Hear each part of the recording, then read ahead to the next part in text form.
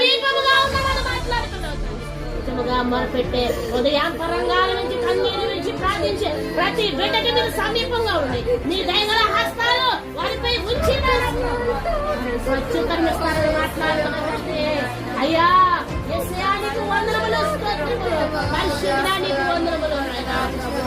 ఇదిగో నా హృదయం నాలో కృంగి ఉన్నది. సమయంలో లేవనెత్తువాడా, నన్ను లేవన